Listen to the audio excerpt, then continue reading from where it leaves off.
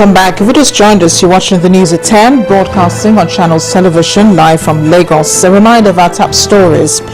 Federal government confirms that a fourth person has died of the Ebola virus disease in the country while giving a situation report. The health minister informs Nigerians that an experimental drug has been produced by a Nigerian scientist for treating the Ebola virus. Delegates to the National Conference iron out differences and resolve to send draft proposals to amend the Constitution to the National Assembly. And Iraq's Prime Minister Nouri al-Maliki agrees to step down just as President Barack Obama pays tribute to U.S. forces for breaking siege in northern Iraq.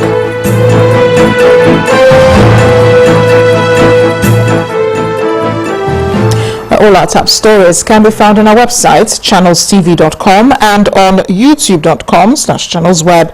But do visit m.channelstv.com so you can view us live on your mobile device and download the Channels TV app for Android, iOS, and Windows phones from their respective stores. We encourage you to interact with the Channels Eyewitness feature on our Android, iOS, and Windows 8 platforms. So if you have pictures or videos to share with us, tap on the application on your device, swipe to reveal the Eyewitness menu, then follow the instructions.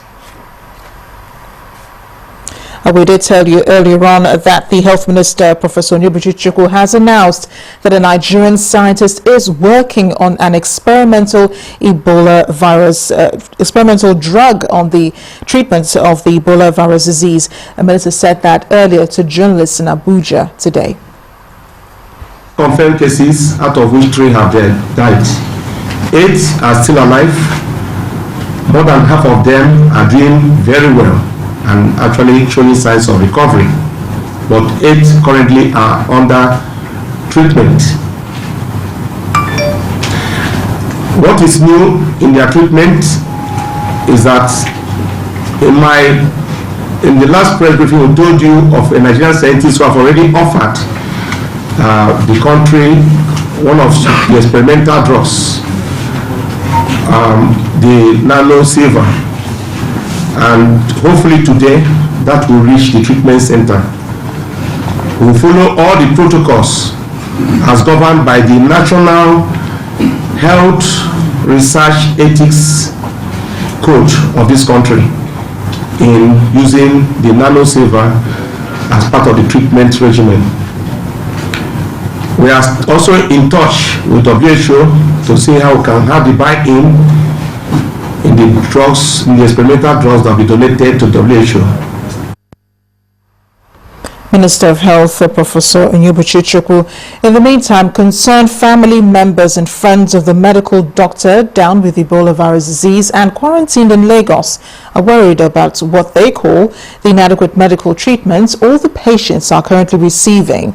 The patients were among those who had primary contact with the late Patrick Sawyer, have been kept at the Infectious Disease Hospital in Lagos. While acknowledging that the Ebola disease is alien to Nigeria's health system, the family members and friends, led by Dr. Ladi Okuboyojo, said the basic facilities at the hospital need improvement. They're urging the international health agencies to provide medical help for the patients. The size of the venue for the media briefing may be small, but the hearts of these family members and friends of some of the patients battling the Ebola disease in Lagos are heavy with concerns. They are anxious over the health of the patients and what level of treatment the patients are receiving. The question we need to ask is that what they are receiving right now, is it the appropriate treatment that should be given? Is there any way we can improve on what is on ground? Are the facilities available to cater for those who are critically ill? While admitting that the Ebola disease is alien to Nigeria's health system, they want improvement in basic facilities at the Infectious Disease Hospital in Yaba, Lagos. If a health facility doesn't have light, then you've got a problem. If it doesn't have water, then you've got a problem. If the sanitary things are not working properly, then you've got a problem. If you don't have the required personnel, then you've got a problem. There's a whole lot of things. We are all overwhelmed. The whole country is overwhelmed. Nigeria has never dealt with Ebola before. We're asking for international help. We're not here to lay claims and say this is there or that's not there. Again, we're very concerned family members. We have a family member in there and we're very, very concerned. It's getting worse every day. Some of us, like I said earlier on, have actually been to that facility and some basic things are just not there. We need help. Not recommended or it's not. But the Lagos State Commissioner for Health, Dr. Jide Idris, sees the issues differently. They're getting treatment, but they could get more if we had the staff. Because as it is now, we call for volunteers. A lot of people are running away. The facility, if you recollect, we built an isolation ward that ordinarily they should have moved into. But because of the issue of flow and how to ensure that at least you don't have contamination or reinfection of people, there was a need to refashion it based on advice of this way, and that's what delayed this thing. In addition, we have the MDR place that we've made open now, which they feel is even much better than that. So they're going to be moved. So where they are now is a temporary thing. This period is certainly challenging for both the government and the people, especially those whose family members have come down with the Ebola virus. No effort should be spared in making sure that Nigerians with the virus survive and those that are not affected remain safe. Yomi Otaibo reporting for Channels Television. Also with the health sector, the federal government has suspended the residency training program for doctors in Nigeria indefinitely. Although the government in a statement said the suspension is for the purpose of appraising the challenges facing the sector, it is connected to the protracted strike action by members of the Nigerian Medical Association. In line with the suspension, chief medical directors of the federal tertiary health institutions have been directed to issue letters of termination to resident doctors. In other news, the president today commissioned the 200 millimeter cubic feet per day Ukwa gas processing facility in Esit Eket local government area of Akwa Ibom State today. The gas facility comprises a network of 260 kilometers of gas pipelines, including the recently acquired 128-kilometer East Horizon pipeline with a total distribution capacity of 600 millimeters cubic feet per day. President Goodluck Jonathan lauded the state government and major contractors involved in the project for their commitment towards its completion. He also thanked the host community for their peaceful disposition, which has facilitated the completion of the project on schedule. The Department of State Security State Service seems to be accusing fingers at the All Progressives Congress for allegedly being behind the bombings in some parts of the country. Making a vague reference to the issue, the spokesperson for the DSS, Marilyn Adewole, suggested the pattern of bombings in the northeast indicates that the party may know something about the attacks, especially as they happened soon after the elections were held. She observed that there's been no bombing since the party won in the Edo and Osun elections. She said this on our breakfast program, Sunrise Daily. That is not the first time security forces are being deployed for election duties. We have conducted or also provided security in Edo, and at the end of that election, permit me to say that there was no bomb blast. We moved to Ondo, and the Labour Party won in Ondo. There was bomb blast. We moved to Anambra. ABGA won in Anambra. There was bomb blast. We moved to Ekiti. PDP won in Ekiti. There was bomb blast. We thank God that we were able to deploy appropriately. The results have come out. The APC have won, I thank God that there's been no bomb blast. Were you insinuating that they were the ones who caused it in the states that they lost?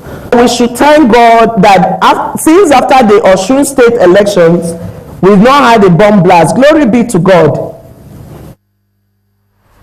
DSS spokesperson Marilyn Adewole, she also spoke about the arrest of the APC's National Publicity Secretary Alhaji Lai Mohammed during the governorship election in Osun State.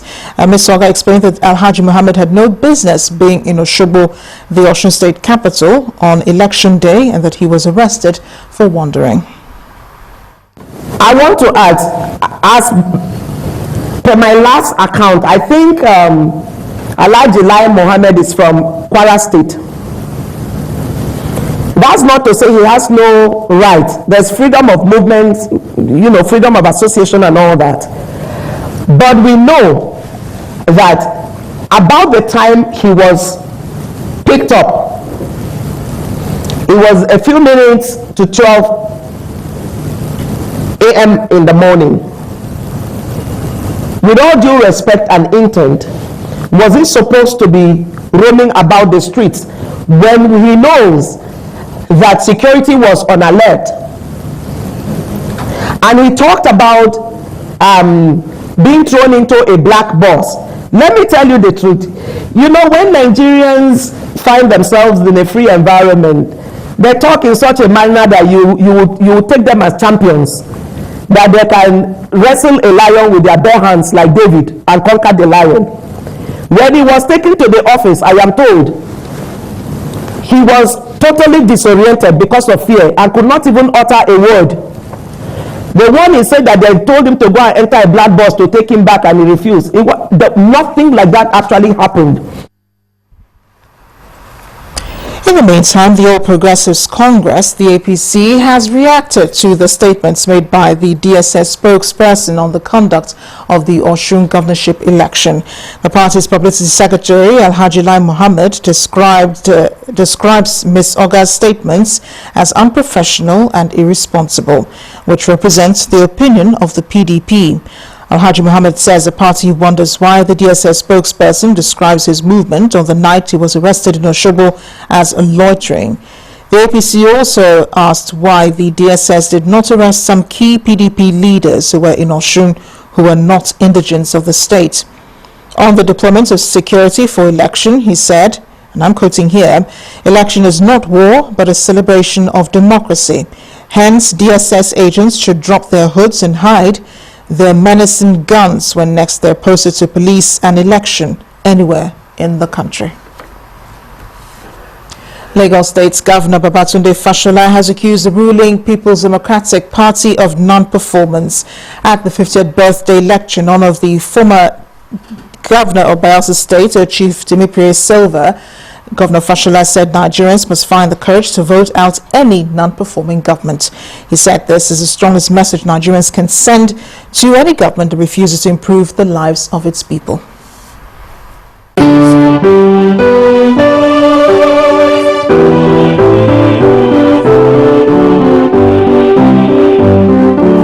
It's a roll call of who is who in politics at a lecture to celebrate the 50th birthday of former Bayelsa State Governor Temipire Silva. Key members of the opposition party, the All Progressives Congress APC, friends and family members of Chief Silva came out to honor the former governor. The greatest asset about him is his simplicity, something very close to naivety. Delivering the lecture titled The Challenge of Democratic Governance, Governor Babatunde Fashola questioned the performance of the present administration. The ruling party, in spite of his lies, is also now sending a clear message to the people, and this is what they are saying. We care about you, but you do not need development, so we will not do any developmental work in 3 years. In the 4th year, we will give you money. We will give you kerosene and we will give you rice. Please vote for us and use the money we give you to provide your own roads, your own schools, your own hospitals and security until we see you again in 4 years' time. Governor Fashola also criticized some of the actions of the federal government. His concerns were echoed by the celebrant. Recently, our leadership has redefined empathy by inviting parents of abducted children, bereaved people, to the presidential villa for commiseration. I find this really, really strange. I find it truly un-African.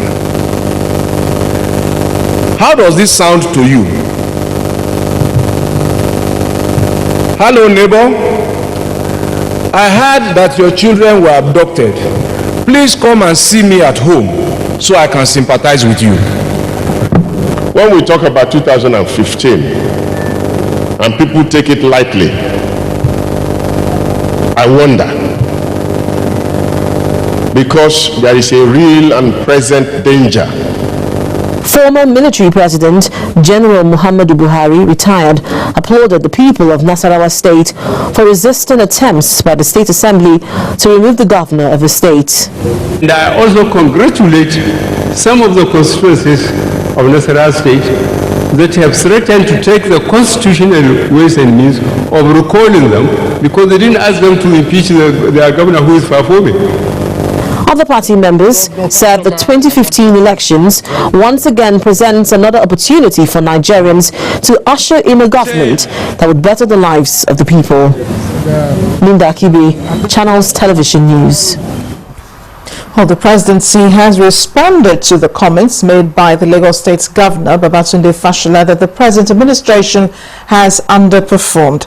The governor made the statements as a guest lecturer at the 50th birthday lecture of former Bayelsa State Governor Chief Timiprie Silva.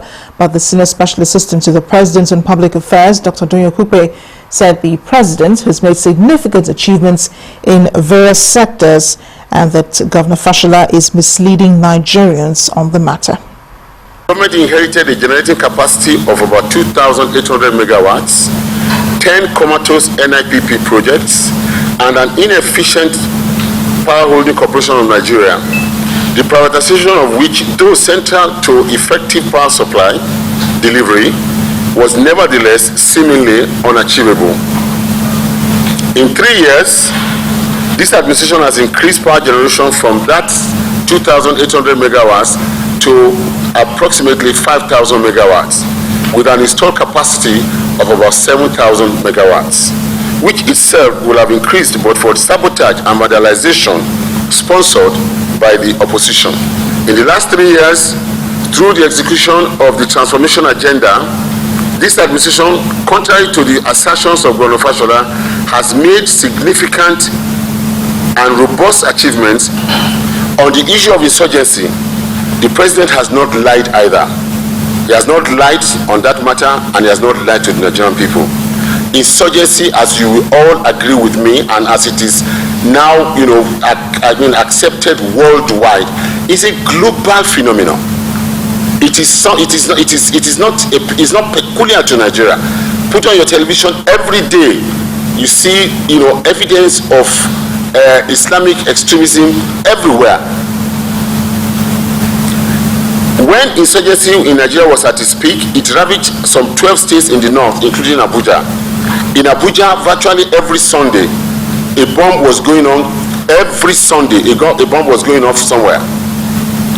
Today, because of the courage, resilience, and capability of our armed forces and security agencies, government and the our military have been able to push the insurgents to the fringes of the northeastern parts of the country. The senior special assistant to the president on public affairs, Dr. Doyin Okupe.